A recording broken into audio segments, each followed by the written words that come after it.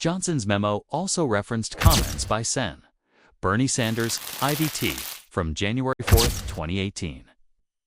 During President Donald Trump's first term. The truth is that shutting down the government is a serious and dangerous action that we must do everything possible to prevent. Shutting down the government would impact tens of millions of our fellow Americans who would be unable to access government services. Senate Democrats, then in the minority, agreed to the GOP's short-term funding bill in exchange for public assurances for a vote on immigration legislation.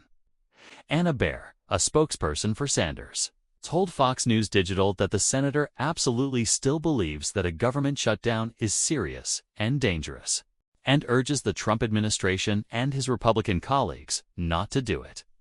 But that he's been clear he'd support Senate Democrats' counterproposal over the GOP's bill. President Trump's party controls the House, Senate, and White House and has the responsibility of keeping the government open, Baer said. Sen. Bernie Sanders. Senator Bernie Sanders, ranking member of the Senate Health, Education, Labor, and Pensions Committee, arrives for a confirmation hearing in Washington, D.C. on Wednesday, July 16, 2025. During an earlier standoff in late 2023, Sen.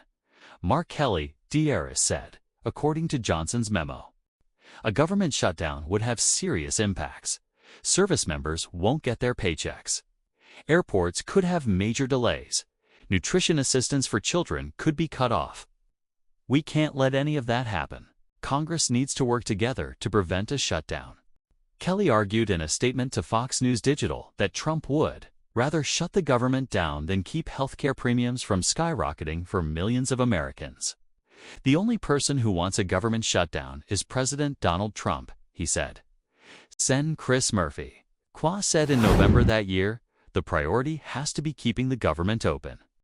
And I think this is a moment where reasonable people in the Senate, and that's where most of the reasonable people are these days, have to make sure that we are not making the perfect the enemy of the good. And Sen.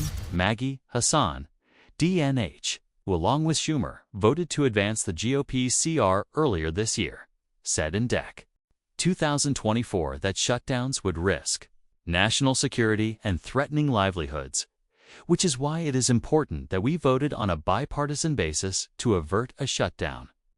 A spokesperson for Hassan told Fox News Digital that she still believed that a government shutdown could cause real pain. Placeholder.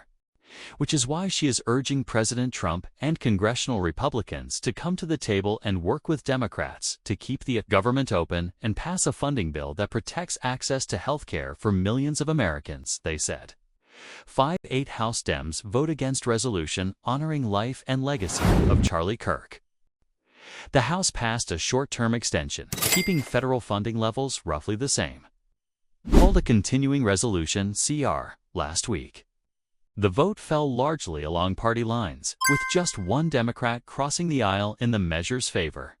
The bill also included an extra $30 million for lawmaker security, which was welcomed by both sides, as well as $58 million requested by the White House for executive and judicial branch security.